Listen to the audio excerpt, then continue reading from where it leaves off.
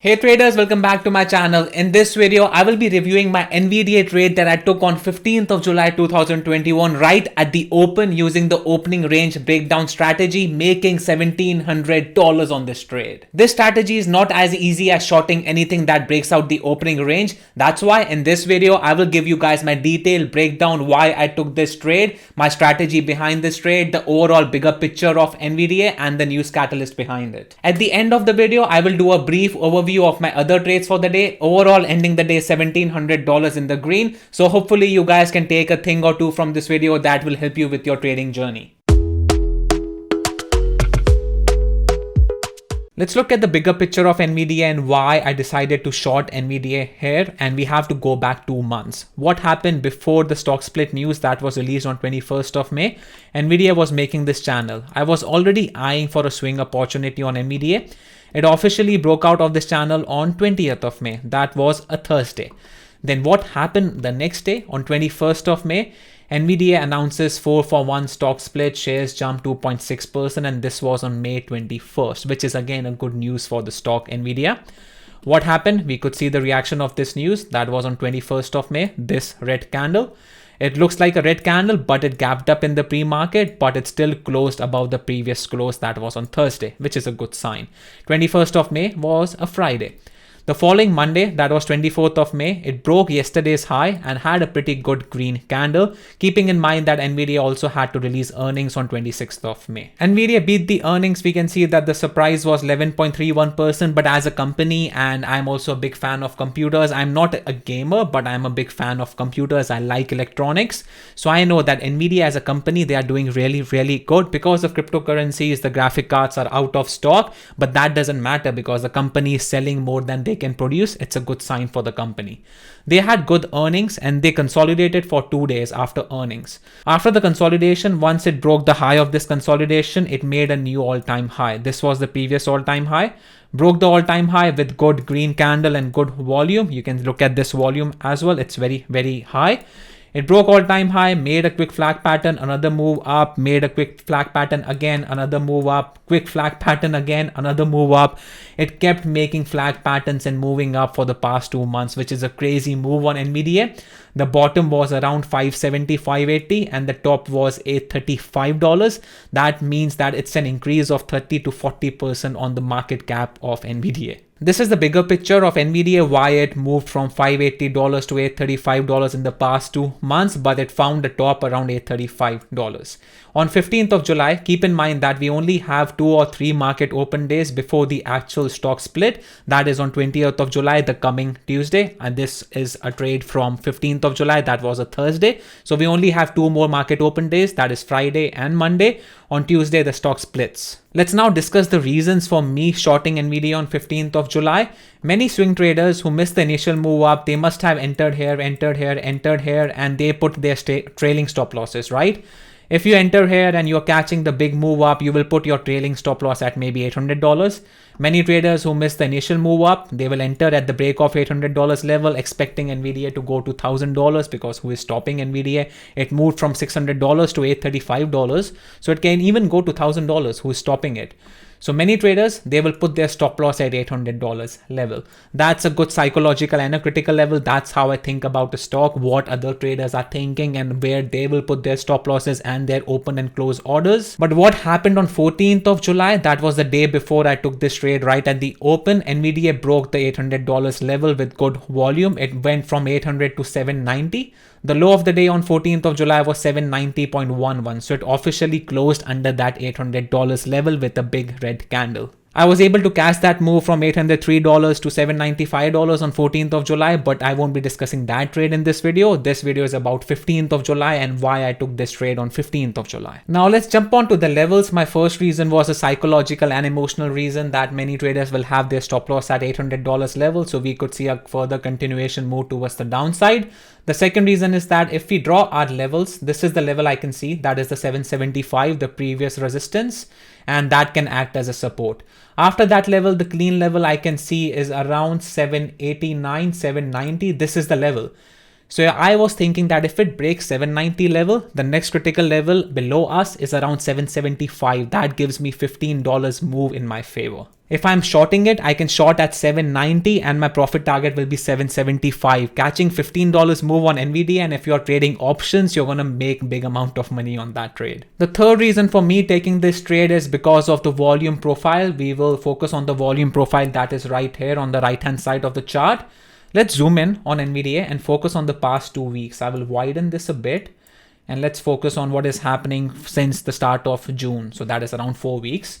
NVIDIA has this volume gap from 775 to 790. What I mean by volume gap, if we draw a rectangle here from 775 to 790 region, there's not a lot of volume being done here. That means it gapped up from 775 to it broke $800 level. And this is an empty zone. See, there are no candlesticks, like no wicks, nothing in this region. That means not a lot of transactions are happening in this zone. We can also see that from the volume profile on the right hand side. We have good volume being traded from 790 to 820 region, from 770 to around 740 towards the downside. But from 775 to 790, the volume is very, very, very low. So if it breaks 790 towards the downside, we can test 775, and this is called a volume gap play based on the volume profile. A similar thing happened on Tesla once it broke $630 level, maybe 2-3 weeks ago. That was also a volume gap play. So that's why I love trading these volume gap plays, because on these trades, you can hold on to your trades a bit longer and your risk to reward is awesome. Let's now jump on to the fun part of the video, because I know a lot of traders like and they love watching trade recordings. That's why I do it for you guys. Within the first 1 minute, NVIDIA made this range of 790 to 794 area.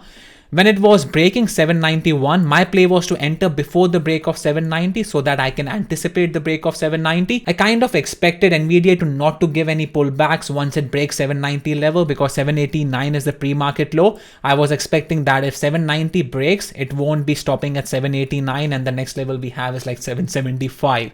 So I wanted to enter before the break. That's why I got filled 5 contracts at a premium price of 7.76. I'm trading 790 put, same week expiry contracts, and my fill time was at 9:30:59. That means just around the close of the first candle. My stop loss on this trade was the break of 793 or 792, which is the VWAP towards the upside. We have high of the day at 794, 793.88. So I was giving it about around $1 to $2 of risk. Once it broke 789 towards the downside, a lot of sell orders are kicking in. We are seeing a lot of red on the time and sales.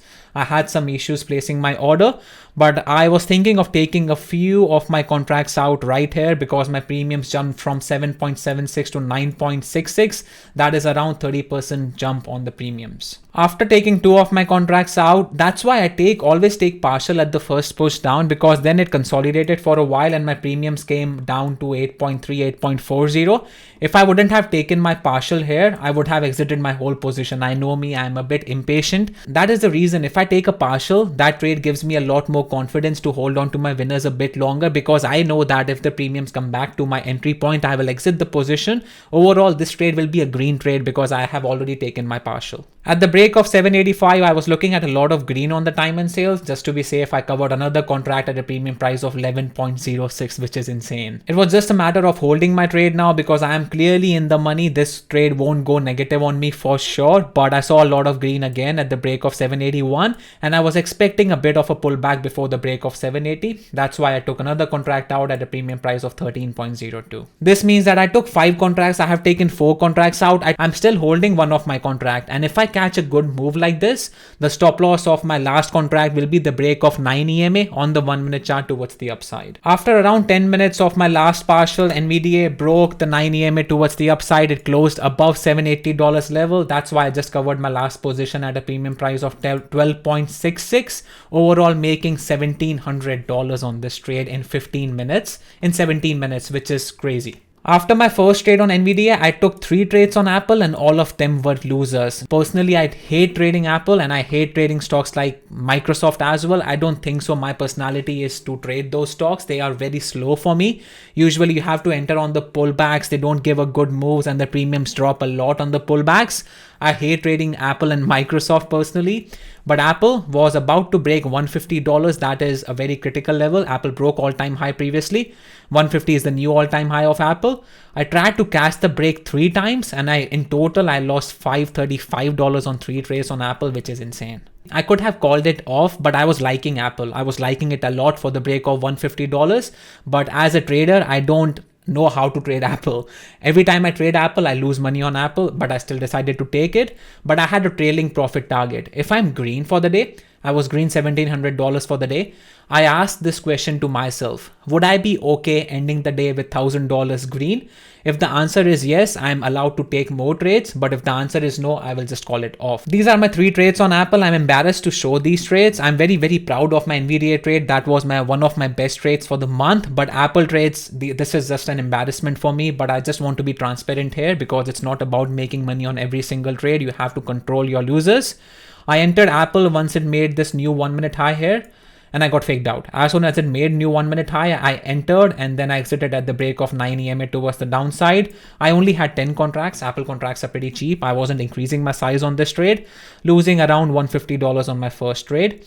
Second trade, I entered when it closed above this level. That was yesterday's high. I entered right here on this candle, got faked out again, exited.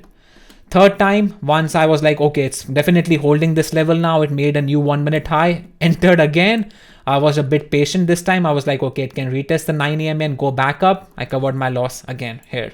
In total, on all these 3 trades, I lost $535 on Apple. The good thing I did on Apple is that I exited my loser pretty much instantly once it broke the 9 EMA, because if I would have entered here and held my Apple until the break of VWAP, I would have lost again $400-500 on that trade. I took 3 trades in total, but I accepted the loser on each and every single trade, which is the good thing I did on these 3 trades. That is the only good thing I did on these 3 trades. My final 3 trades of the day were on NVIDIA. Again, I saw that NVIDIA made this kind of flag pattern on the 1-minute chart, and it was making this flag pattern as well. I wanted to catch it on the pullback.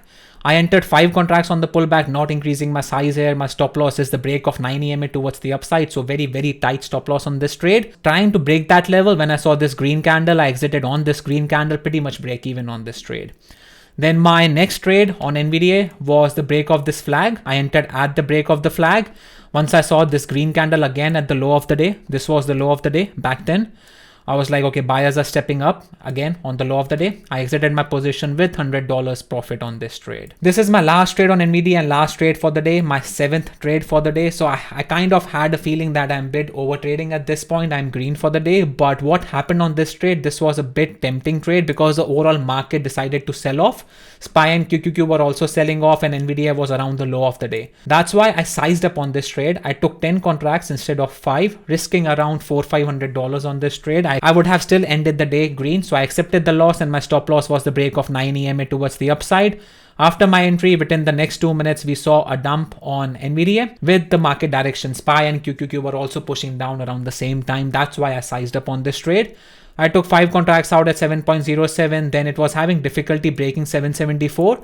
I wanted to see a clean push down at the break of 775 to maybe 772 or 770. That is not what was happening with this trade. That is the reason when I saw that it's not breaking down cleanly, there's not a lot of volume towards the downside, not a lot of selling pressure. I covered my position quickly on this trade, making around $450 on these puts contracts. That's it, guys. These are all my trades for the day. If I look at my PNL, it's 1748. I should have stopped trading after my first trade on NVIDIA because after that I lost money. I made money overall, ending the day at the same figure.